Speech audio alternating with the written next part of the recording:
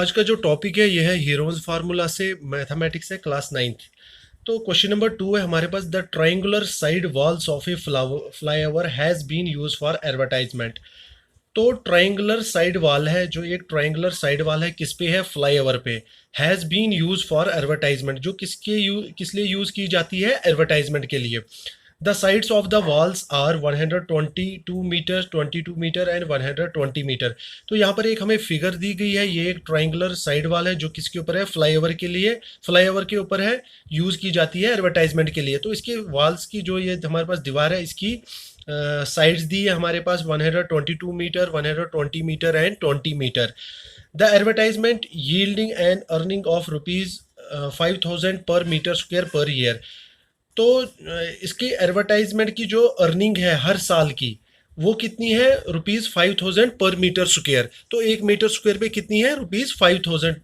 एक company hired one of its walls for 3 month. तो एक कंपनी क्या करती है, वो इसके किराए पर ले लेती है, कितने महीने के लिए, 3 महीने के लिए। How much rent did it पे, तो उसे कितना रेंट पे करना पड़ता है।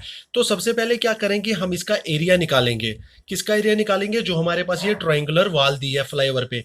तो सबसे पहले हम लिखेंगे पेरीमीटर ऑफ, जो हमारे पास पेरीमीटर है, perimeter of triangular side walls. तो कितना है हमारे पास पेरीमीटर, हमें पता है पेरीमीटर होता है सम ऑफ साइड्स। तो एक ट्राइंगुलर में 3 साइडें हैं, तो इन तीनों साइड्स का हमें सम करना है, ए प्लस बी प्लस सी। तो ए है हमारे पास 122 मीटर, तो बी है हमारे पास 22 मीटर एंड सी है हमारे पास 120 मीटर। और तीनों का सम करने के बाद हमारे पास कितना आता है, जब हम तीनों को सम करते हैं तो 264 मीटर। तो ये हमारा आ गया पेरीमीटर। तो इसके बाद क्या करेंगे हम, पेरीमीटर के बाद हमें सेमी पेरीमीटर निकालना है। तो हम लिखेंगे semi perimeter of triangular side walls. तो कितना होगा सेमी पेरीमीटर, तो सेमी इसका आधा होगा, तो हम लिख सकते हैं 264/2। तो 2 से इसको डिवाइड करेंगे तो हमारे पास क्या आ जाएगा, 132 मीटर। तो ये हमारे पास क्या आ चुका है, सेमी पेरीमीटर। तो अब हम कर सकते हैं, इस ट्राइंगल का एरिया निकाल सकते हैं, किस फार्मूला से, हीरोज फार्मूला से। तो मैं क्या लिखूंगा, area of triangle by using heroes formula. तो कौन सा फार्मूला लगाएंगे हम, हीरोज फार्मूला। तो हम क्या लिखेंगे, under root of s bracket start s minus a bracket start s minus b bracket close bracket start s minus c. तो ये हमारे पास हीरोज फार्मूला है। तो अब क्या करेंगे, हम इसमें वैल्यू पुट करेंगे। तो हम लिखेंगे अंडर रूट ऑफ, तो एस हमारे पास क्या है, सेमी पेरीमीटर। तो सेमी पेरीमीटर कितना हमारे पास आया है, 132। तो हम लिख सकते हैं 132 ब्रैकेट स्टार्ट एस माइनस 8। तो एस फिर से हमारे पास सेमी पेरीमीटर, हम लिखेंगे 132 माइनस, तो ट्राइंगुलर की पहली साइड ए बी सी, मैंने पहले ही बताया था कि ए बी सी हम देते हैं ट्राइंगल्स की साइड्स का, मतलब फर्स्ट साइड, सेकंड और थर्ड साइड। तो फर्स्ट साइड हम मान लेते हैं इस टाइम हमारे पास क्या है, 122। तो हम लिखेंगे 132 माइनस 122। तो फिर नेक्स्ट क्या हमारे पास, एस माइनस बी। तो एस माइनस बी फिर से सेमी पेरीमीटर, बी क्या हमारे पास, कौन सी साइड है, 120। तो फिर से लिखेंगे हम एस माइनस सी। तो एस फिर से 132 माइनस, तो सी क्या है हमारे पास, 20 मीटर। तो अब क्या करेंगे हम 132 को ऐसे ही रहने देंगे। तो जो ब्रैकेट में हमारे पास दिया है 132 माइनस 122, तो इसे माइनस करेंगे। तो माइनस करने के बाद हमारे पास क्या आएगा, 10 आएगा। 132 माइनस 122 इज इक्वल टू 10। तो फिर से ब्रैकेट आएगी, 132 माइनस 120 आ जाएगा हमारे पास 12 आ जाएगा। 132 माइनस 20 तो आ जाएगा 112 आ जाएगा हमारे पास, 110 आ जाएगा हमारे पास। तो अब क्या करेंगे, हम इनका फैक्टर्स निकालेंगे। जो हमारे पास ये ब्रैकेट्स में नंबर आए हैं, अंडर रूट में हमारे पास जो नंबर्स दिए हैं, इनका हम फैक्टर निकालेंगे ताकि हमें इजी हो जाए इनका रूट, स्क्वायर रूट बनाने के लिए, स्क्वेयरिंग करने के लिए। तो क्या करेंगे, हम पहले 132 के फैक्टर निकालेंगे। तो हम यहाँ साइड पे रफ वर्क यूज़ करेंगे, 132 के फैक्टर निकालेंगे। तो जैसे मैं 132 का सबसे पहले मैं 2 से इसको डिवाइड करता हूँ, 2 6 ज़ा 12, 1 रहेगा कैरी, 2 आ जाएगा, 2 6 ज़ा 12। फिर से 2 से करेंगे, 2 33 ज़ा, फिर जाएगा 3 से 3 11 जा और 11 1 जा। सेम या ऐसे ही हम 10 के फैक्टर्स निकालेंगे तो 10 के हमारे आ जाएगा 2 5 जा 10, 5 1 जा 5। नेक्स्ट है हमारे पास 12, तो 12 के हम निकालेंगे 2 6 जा 12, 2 3 जा 6, 3 1 जा 3। नेक्स्ट है हमारे पास 110, तो 110 के हम 2 से निकालेंगे पहले, 2 5 ज़ा 10, फिर 10 आ जाएगा 2 5 ज़ा 10। तो अभी किससे जाएगा, 5 से जाएगा, 5 11 ज़ा 11 1 ज़ा। तो अब हमारे पास ये फैक्टर आ चुके हैं, तो मैं इन फैक्टर्स को इस स्क्वायर रूट में लिखता हूँ। तो अभी 132 के हमारे पास फैक्टर क्या आए हैं, 2 इंटू 2 इंटू 3 इंटू 11। 10 का क्या है हमारे पास, 2 इंटू 5। तो 12 क्या आए हैं हमारे पास, 2 इंटू 2 इंटू 3, 2 इंटू 2 इंटू 3। अब 110 के हमारे पास क्या है, 2 इंटू 5 इंटू 11। तो हम क्या लिखेंगे, 2 इंटू 5 इंटू 11।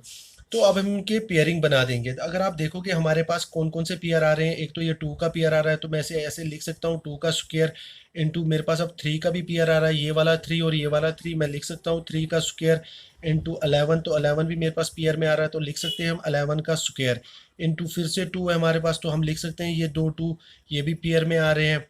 नेक्स्ट हमारे पास 5 है, तो 5 भी हमारे पास पेयर में आ रहा है, तो लिखेंगे 5 स्क्वायर। अब जो हमारे पास बचे हैं ये 2 का पेयर, तो मैं यहाँ पर लिखूंगा 2 का स्क्वायर।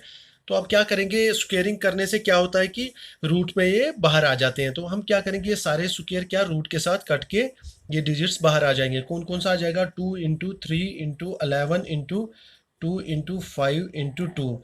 तो अब हम इनको मल्टीप्लाई करेंगे, जैसे कि 2 3 ज़ा 6, 6 11 ज़ा 66, 11 66 ज़ा हो गया 132, एंड 5 2 ज़ा 10, 10 30 132 ज़ा हो गया 1320। तो हम इसे लिख सकते हैं मीटर स्क्वायर, क्योंकि हमने ये एरिया निकाला तो एरिया हम स्क्वायर में लिखते हैं।